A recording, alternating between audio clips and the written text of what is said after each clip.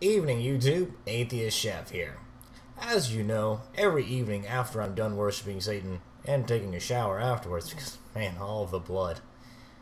Every once in a while I hop on YouTube and I try and find a good video to watch so I can make a response to it. Well, here you go. The Bible reports that men were living about 1,000 years in the Old Testament, starting at Adam and then on. And now I have to start my own investigation. And of course I want to start this off by pointing out the documentary hypothesis, which just lets us know that the author of the Bible was definitely a whole bunch of different authors, particularly in the Old Testament for sure, which is the main focus here. And we know that in Genesis chapter 5, where it talks about all the age of all, Adam's descendants and Adam himself, and they're 500, 300, 600, all that years old. This is called like the Book of Records or Book of Genealogies. This was actually a different text.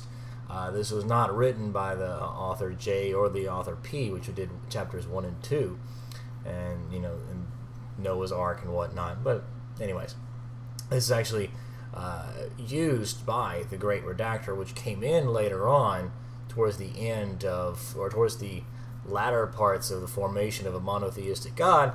That came in and was like, yeah, this needs to be here. We need to clarify some points. And so right there we already see that it was not even from the original author's viewpoints to make them this many years old. This was a later addition. I want to investigate this to see if this is actually a possibility for men to live hundreds of years to 1,000 years. I'll be starting with a guy by the name of Carl Finch, I believe his name is, but that's not his name. I'll put it in a little annotation to the side so that you guys can check out his name and you go check out his work and his research. I would like to point out that at this point he did not post any link to the Caleb Finch person, or even in the description box. However, if you go watch his original video, you can see plenty of boxes saying subscribe here, don't forget to subscribe. So I guess in the process of asking everybody to subscribe to him, he forgot to do what he was saying that he was going to do. But that's whatever. Caleb Finch, he's an expert in human aging. He's he stated that if the mortality rates, and this is based on a hypothetical, that if the mortality rates were decreased to 1% every year as to that of sexual maturity, that it would be possible for men to live 12 centuries. Now, this is a hypothetical. Now, I'm going to give Ronnie a little bit of leeway because he might have been just trying to memorize it or read it from a really quick, glance and look down at it. But it was a little bit off, and also Ronnie kind of forgot a really important detail. This was a discussion about negligible senescence. Basically, there were some turtles that lived for a really long time, and they were talking about what would it be, the equivalent for humans if they had this same ability, this negligible senescence that these turtles have. Caleb Finch goes on to say, in theory, if mortality rates did not increase as usual during aging, humans would live hundreds of years. I have calculated for humans that at mortality rates of 0.05% per year, Ronnie said 1%, but, can't fault him too much, as found at the age of 15 in developed countries, the median lifespan would be about 1,200 years. So Ronnie was right there. But the important thing is this is about negligible senescence, basically the body not really having the ability or not dying near as quickly as usual. I just want to throw that in there. Well, what are some of the reasons why people age? Well, the collagen in your skin depletes every year 1%, starting at the age of 20. You also have the depletion of the elastin. I'm going to get nitpicky and say, no, it's 25 years old, and it's 1.5 to start off with, and then it continues to get worse as you get older. But again, nitpicky, not important. When you see the depletion of the ozone layer happening, the chemicals, the UVB and the UVA radiation coming in and hitting the skin, it causes the skin to age much, much quicker. So yes, the skin ages much faster and faster. However, you're talking about the age of a person, the person living longer. there is no relation to the age of the skin of a person to determine how old this person will be when they die. I mean, for example, this is maybe not the best analogy, but let's say you have a car and you've had it for a while.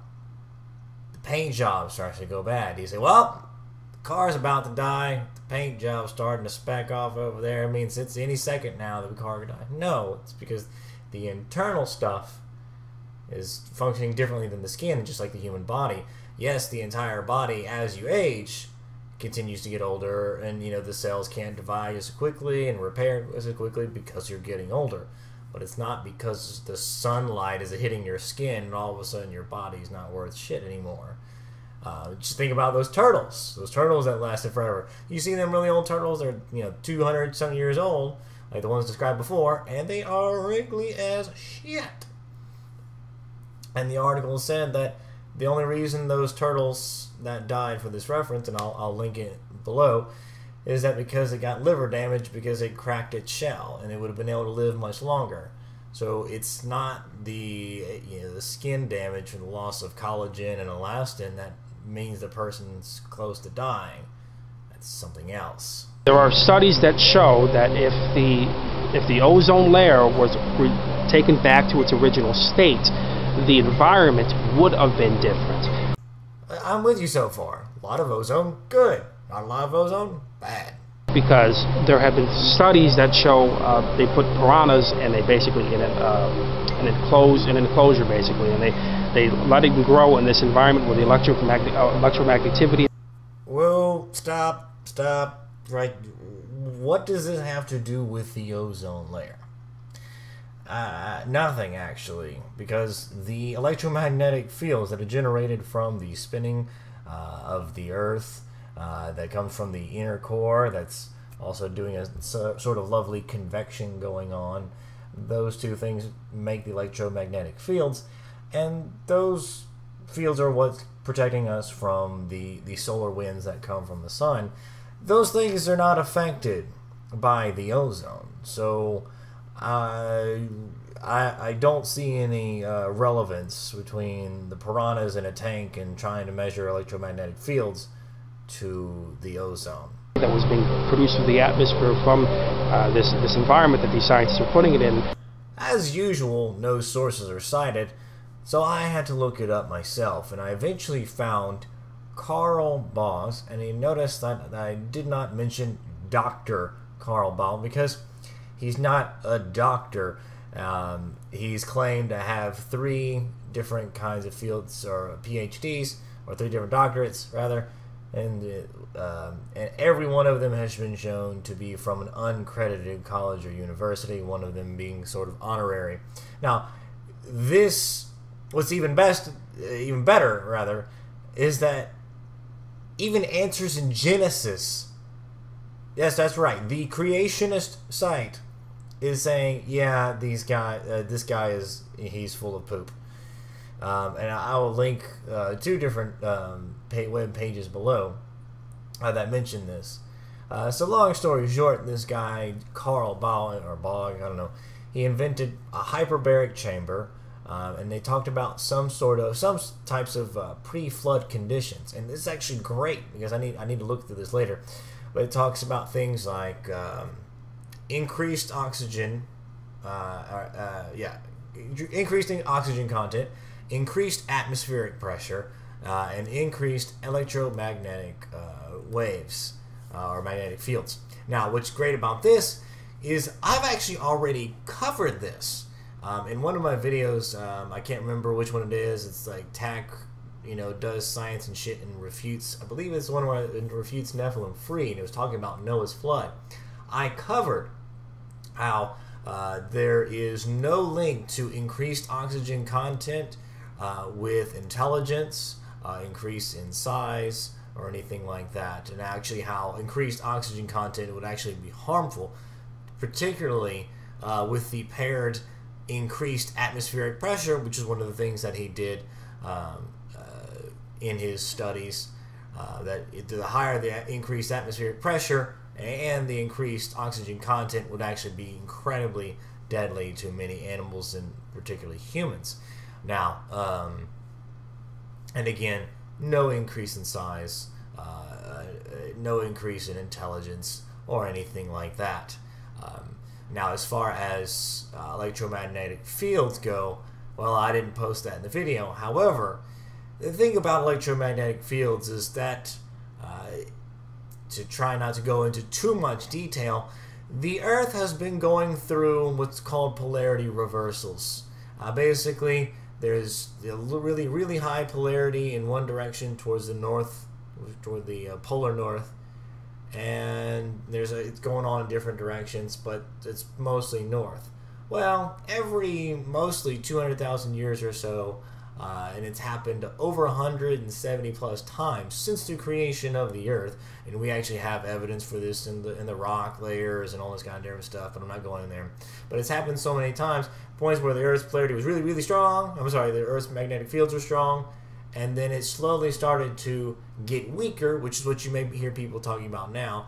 But what that means is that it's weaker going in one direction because it's splitting in different directions because of all the different spinning and all that kind of different good stuff. It's not as focused, so it has a net worth, or it's not as it's completely strong because it's varying, so they're kind of counteracting with each other. And now I'm just rambling. But long story short is that over time it's been fluctuating, getting weaker, and then all of a sudden getting really strong, getting weaker, being zero, and then getting stronger. And they've synced this up with the fossil records, and, well, what do you know? There's no real change of all of a sudden really small, really creatures to really giant creatures when there is increased atmospheric pressure, electromagnetic fields, and anything like that. The piranha grew about 4 or 5 times the size as the normal piranha, which would suggest that we would not only be much, probably healthier, but much larger as well. You know, I would also really like if Carl Baugh had actually produced his results. I mean, I'm looking on things like YouTube, I'm trying to find papers. I even found a YouTube video where he talks about the hyperbaric chamber, but he doesn't show. I can't find anything, results that talk about what actually happened with this, fish. But it's nowhere to be found. I just don't see anything. And you would think that something like this would be huge. If we found a way to increase the size of certain fish, our animals, our plant life, which is what this guy was trying to do, and he was successful at it, and it really was true because of, electromagnetic field and all that stuff, that would be incredible. This would revolutionize how we would get food. I mean, think about it. We wouldn't have to worry so much about GMO and things like that, because, we could grow a plant 4 times as big, or we could have a cow that's 2 or 3 times as big.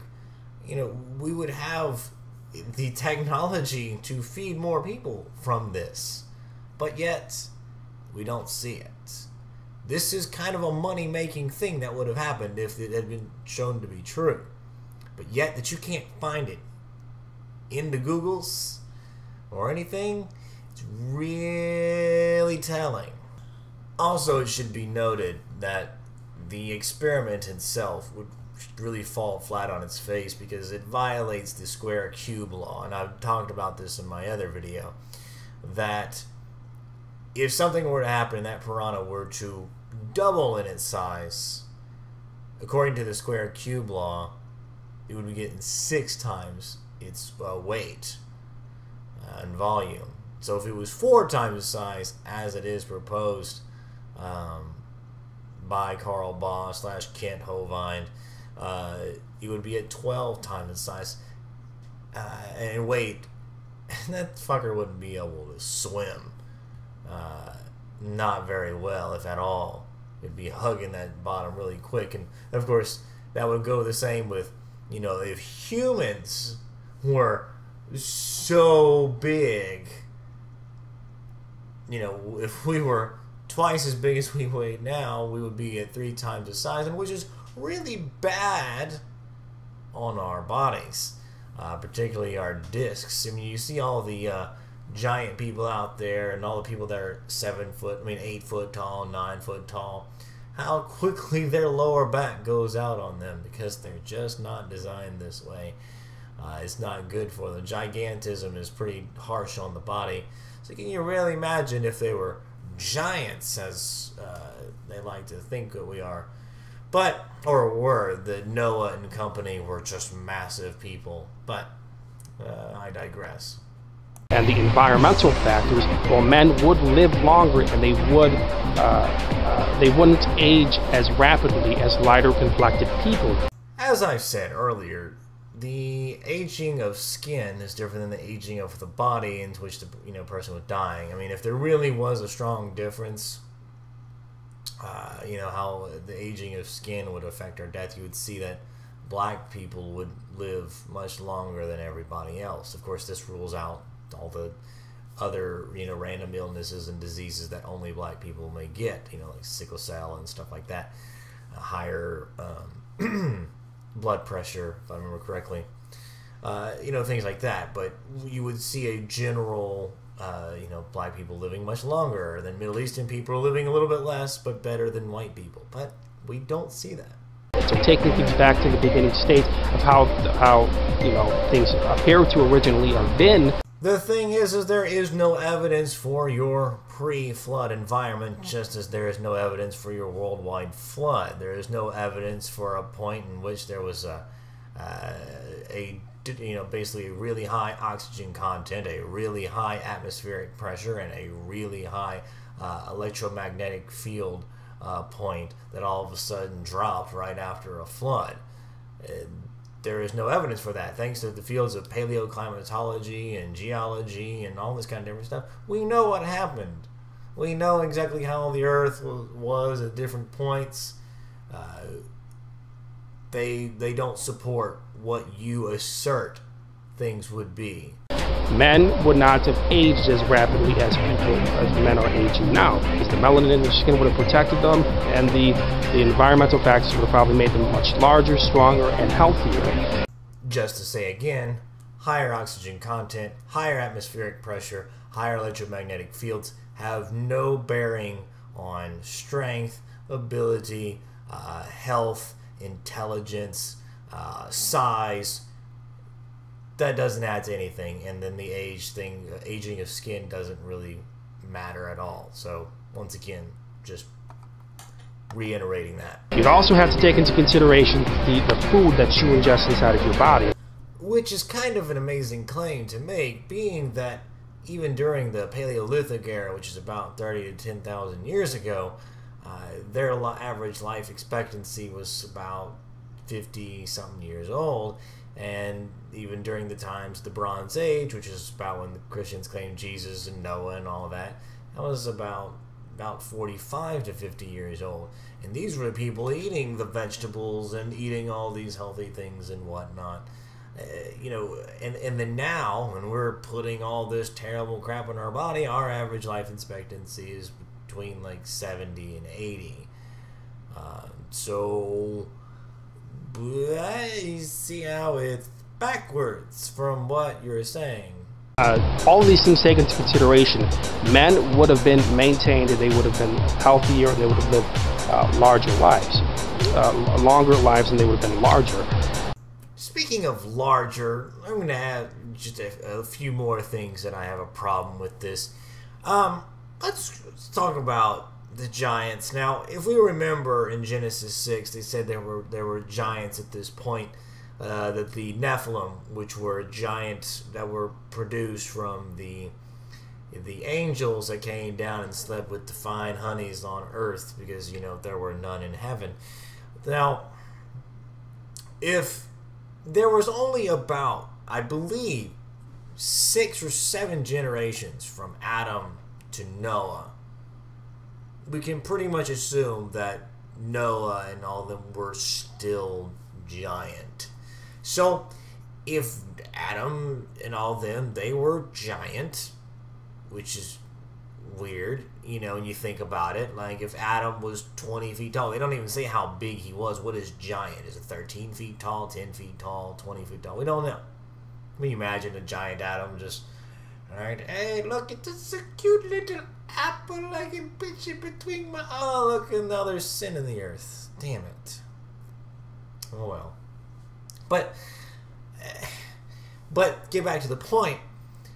If all of these people were giant, how the fuck big were the giants that these people were writing about? They would have to be giant compared to the giants of Noah and all them people. I mean, that's just...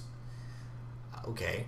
Secondly, if we agreed that pre-flood, all of the animals were much bigger, you know, piranhas were like this, and now they're this, and Adam and all of them are huge. Doesn't that really change up Noah's Ark? I mean, let's think about this. Now, they set up rooms. You know, when creation is trying to make room for all the animals on the Ark, they always try to say, well, they were the average size of a sheep. Well, the fucking sheep is now the size of a goddamn elephant at this point, most likely. I mean, these things are obviously much bigger, so that completely changes the numbers and measurements of all of the animals there. I mean, your spiders, your average spider, are probably like this big, and they're ginormous. So that's more food and more water and all that kind of good stuff. I mean, how all of these things that y'all don't think about. For example, well, apparently Noah and his family were also a family of giants as well. And his sons were the ones that started off all of the other countries and continents and whatnot. So, as the generations passed along, obviously everybody was still pretty big. I'm sure that over time, for whatever reason that you guys can come up with, they started to get smaller and smaller. But as we know, characteristics tend to last a while, and they don't just like immediately like shrink down, because it was a very selective group of people, very small. Everybody had similar characteristics, so they all were going to be about the same height, most likely. But anyways, given all that, why don't we ever see giant pottery, giant tools, giant weapons? We don't see that anywhere from when Noah and his family split out and did their own thing. So, where's the giant weapons? Where's the giant tools? Why do we not see that? And we should be finding them. God knows we can find all kinds of tools and stuff for civilizations hundreds, thousands of years ago, 10,000 years ago. How we found a 10,000-year-old stone dildo that the ancient women were using. I mean, surely we could find one of these giant things. Surely somewhere in the universe, or in the world rather, they would have existed somewhere. Next question. What is it about a flood that allows for a change in atmospheric pressure to such an extent, for a change in oxygen content in the atmosphere, a reduction in the ozone somehow, which, by the way, if your big concern is about a reduction in the ozone, and if we change the ozone back to what it was when it first started, there would be a different environment. Yeah, as we remember, we don't really start seeing a change in the ozone until about the 1970s, when we started introducing those chlorofluorocarbons that you talked about earlier. So over the years, the ozone has been pretty stable. So I don't see how your ozone thing has to deal with the flood. So just throwing that out there. But on top of that, what are the mechanisms that allowed for the pre-flood environment that changed after the flood? Can anybody answer that? That would be great. Well, that's it. That's all I've got. This is the Atheist Chef signing off. Peace.